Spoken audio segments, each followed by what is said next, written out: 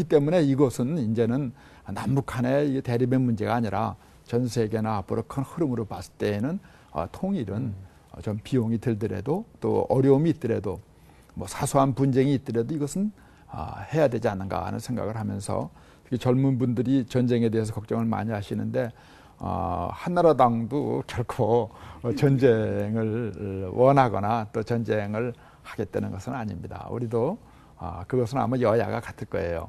무슨 비용을 들여서라도 전쟁은 막겠다. 그러나 오랜 교훈이 있어요. 전쟁이라는 것은 내가 일으키는 게 아니라 전쟁은 주어지는 겁니다. 그렇기 때문에 그 주어졌을 때 우리가 어떻게 현명하고 단호하고 또 용기 있게 대처할 수 있느냐 하는 문제도 또한 우리가 대비를 해야지 잘못하면은 우리가 큰일 난다. 이번에도 국방에 대한 여러 가지 허점이 드러났지 않습니까?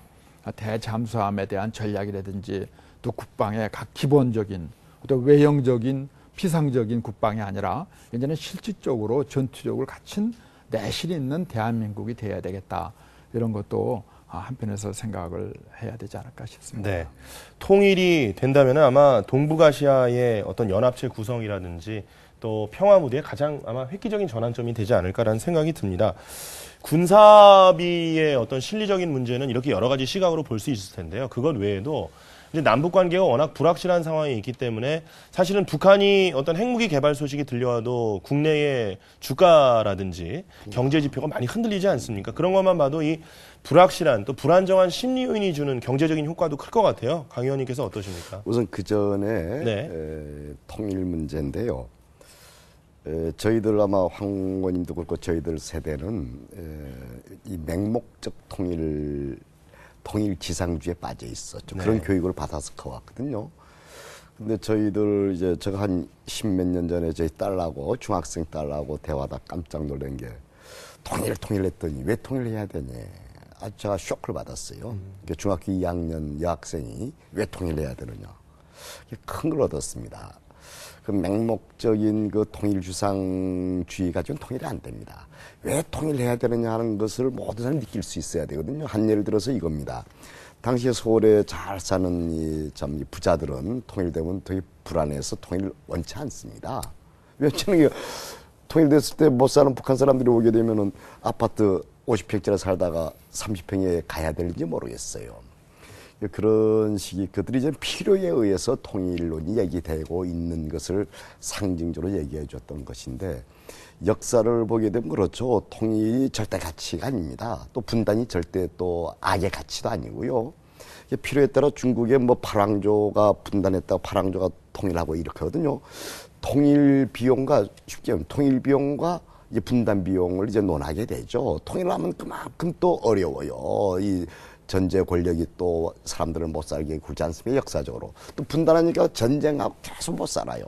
그래서 이 분단이 어려울 땐 통일로 가고 통일이 어려울 땐 또 분단 깨지고 막 이렇게 해서 역사 반복되는 것이 역사가 가르쳐주는 지혜다. 이렇게 생각을 하는데 지금 우리는 지금 통일을 해야 됩니다.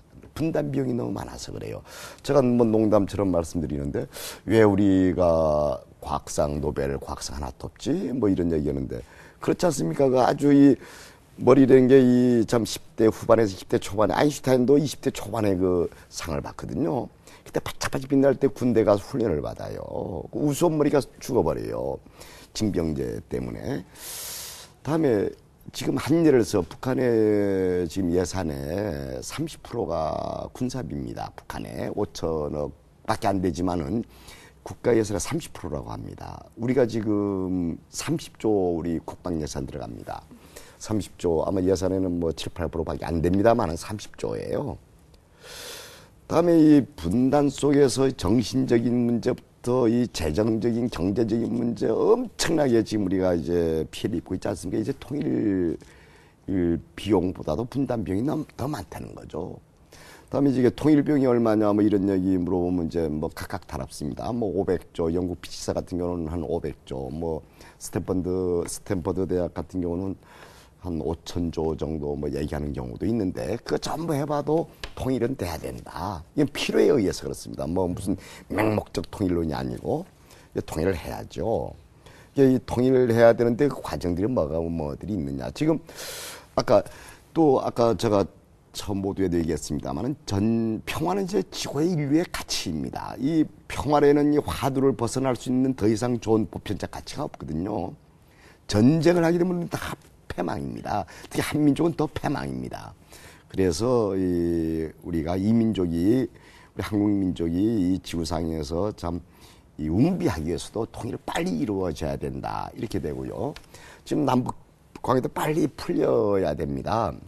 한 예를 들게 되면 오늘 국회에서도 제가 그런 질의를 했습니다만은 지금 이 천연가스 아주 친환경적인 신생 에너지 아닙니까? 천연가스 러시아로 해서 와야 되는데 지금 이제 파이프를 북한 통해서 놓게 돼 있지 않습니까? 원래 2015년부터 놓기로 돼 있는데 엄청나게 저렴하게 들여올 수 있는데 이제 그 PNG죠. 그런데 지금 만일에 남북관계가 이렇게 경색되게 되면 이제 그 좀 올 수도 네. 됩니다. 그러면 이제 LPG로 배로 와야 되거든요. 그런 건 뭐 항공 문제, 여러 가지 문제가 있어서 통일을 해야 되고 또 하나는 지금 전쟁을 원하는 세대가 없기 때문에 전쟁 그 위기가 나게 되면 이번에 보십시오. 천안사 때문에 주가 폭락했지 않습니까? 29조 원이 날아가 버렸답니다. 이 전쟁 위기 뭐 국지전 네. 국지전도 뭐 불사갔다 이런 얘기 때문에 29조가 그대로 떠버렸대요.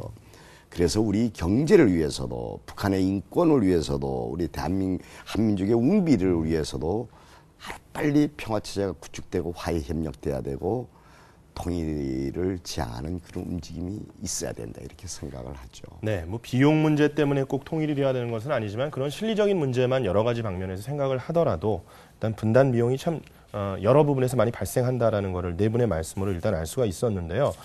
그리고 이제 통일 문제는 더 이상 남북한만의 문제가 아니라는 거죠. 전 세계의 관심의 대상이 되고 있고 특히나 한국을 둘러싼 이 이해관계가 첨예하게 얽혀있는 4대 강국, 미국과 일본, 그리고 러시아, 중국에게도 큰 영향을 미치고 항상 우리나라가 뭔가 정책을 펴고 판단을 내릴 때 어떤 그 4대 강국들의 글쎄요, 나쁘게 말하면 어떤 참견을 꼭 들어야 된다. 의견을 이렇게 들어야 된다. 이런 또 어려움이 있습니다. 설득하고 또 외교 역량을 집중하는 그런 거 필요성을 느끼게 되는데 이런 그 문제에 대해서는 어떻게 좀 바라보시는지 이 교수님께서는 어떻게 보십니까? 이렇게 주변 나라들과의 관계 속에서. 한반도 분단의 문제는 국제 문제입니다. 네. 처음에 이제 이 미국과 소련이 38선을 획정해가지고 이제 우리 민족의 의사와 상관없이 국제 문제로 만들어 버렸죠. 그렇게 출발한 상황에서 이제 우리가 남북이 이 분열돼가지고 그 국제형 분단에다가 이 내쟁이 포함돼가지고 6.25 전쟁이 도발적인 남침을 해가지고 이제 결국은 국제와 이 내쟁이 복합된 그런 복합형 분단이 만들어졌습니다. 네. 그런 상황에서 이제 7.4 공동성명이라는 게 1972년에 나오지 않습니까?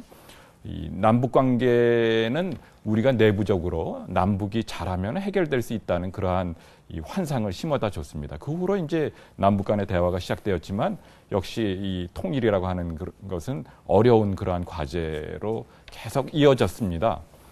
최근에 들어와가지고 이제 육자회담의 구도 속에서 이제 한국 문제가 논의되고 있는 상황을 돌이켜 보면 이 한국 문제라고 하는 것은 육자, 그러니까 아까 말씀하셨듯이 미국과 소련과 중국과 일본이라고 하는 이 지금은 러시아죠. 네. 이 4대 강국 어디에 내놔도 가장 중요한 그러한 4개국의 이 중심적인 의제가 되었습니다. 북핵 문제라고 하는 것이.